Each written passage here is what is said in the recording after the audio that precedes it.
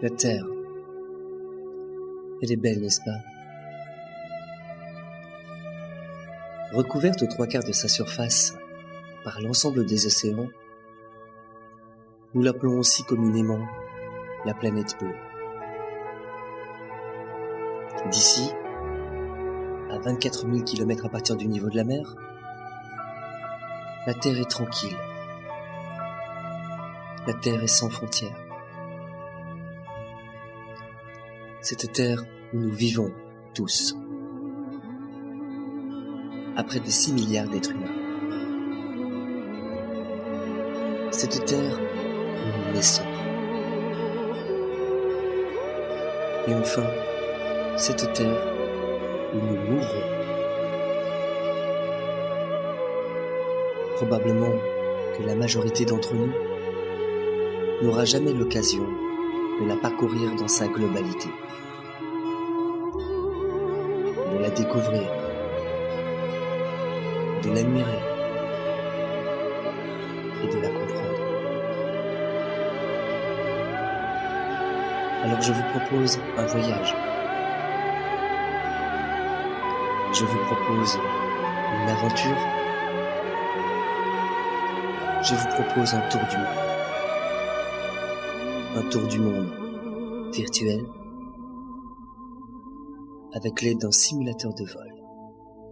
Je vous souhaite un bon voyage et une très belle aventure.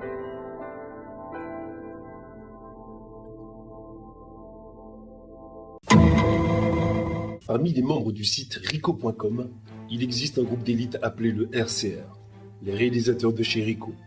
Leur mission, valoriser et traduire les possibilités du simulateur de vol avec l'aide de la vidéo.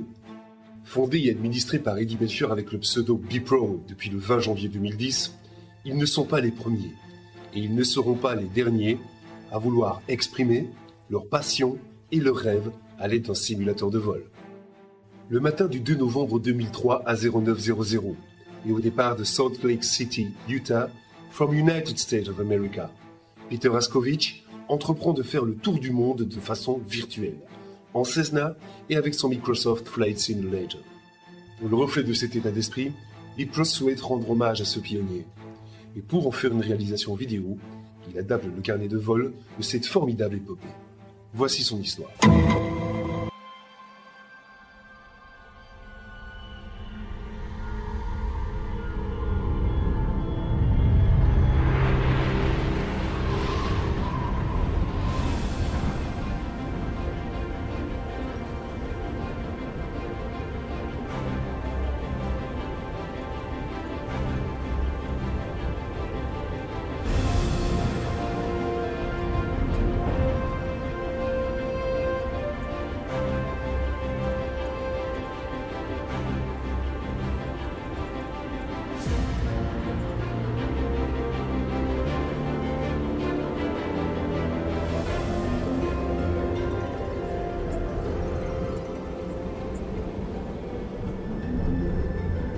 Nous y voilà, c'est le jour J.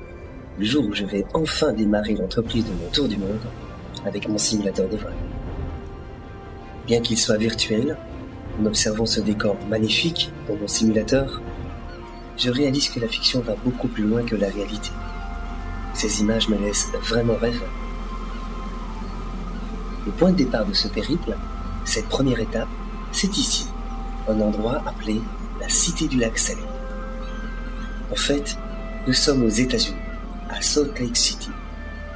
Cette ville fut fondée le 24 juillet en 1847 par 143 hommes menés par Brigham Young.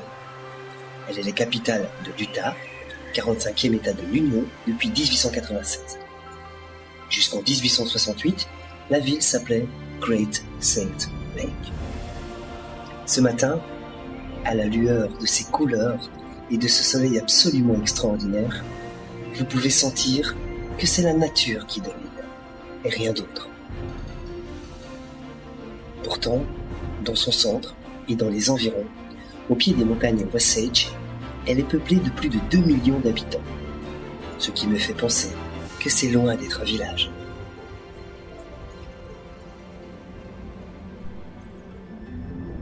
rejoignons le plancher des vaches pour quelques instants.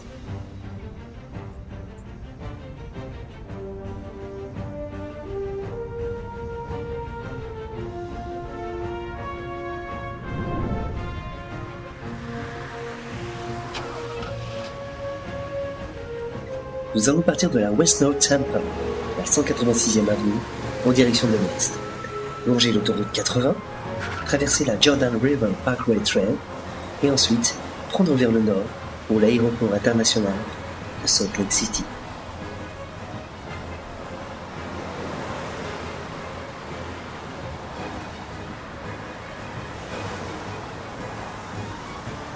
L'abréviation de l'aéroport est KSLC, Kilo Sierra Lima Charlie.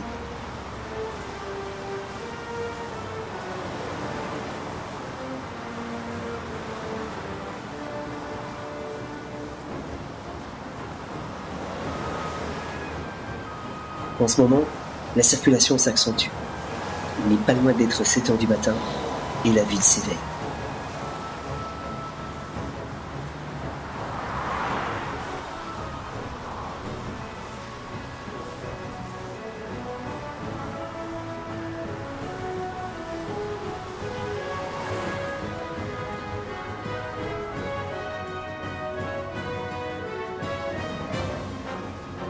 L'itinéraire routier apparaît sur votre écran en bas à gauche, ce qui vous permet de visualiser votre trajet en direct.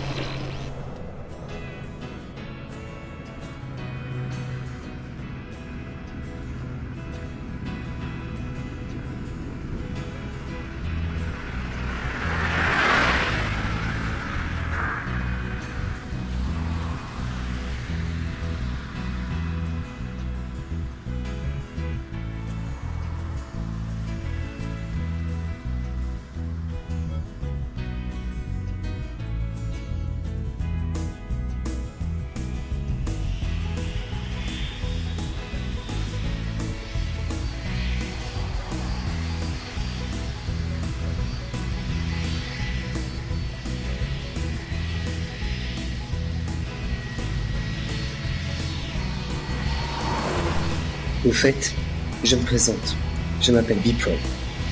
Et rassurez-vous, pendant cette première étape, je ne vais pas tout de suite vous ennuyer avec l'aéronautique ou la navigation. Il y aura bien assez d'aventures pour en parler plus tard et vous familiariser à l'aviation et au pilotage.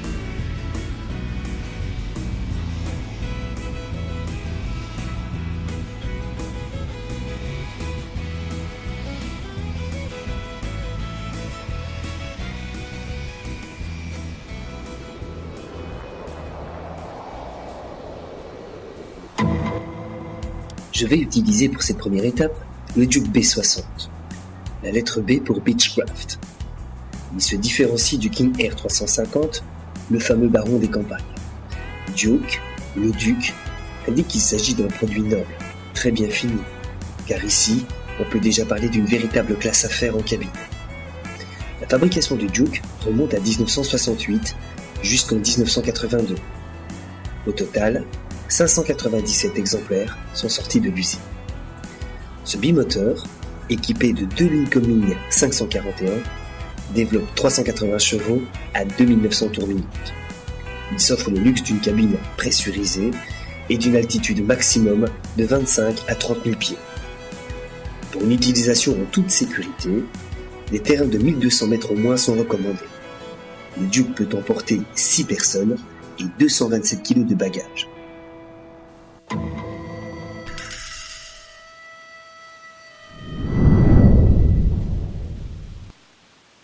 Hier soir, je suis allé sur le tarmac de l'aéroport pour admirer le coucher de soleil et m'imprégner de l'atmosphère.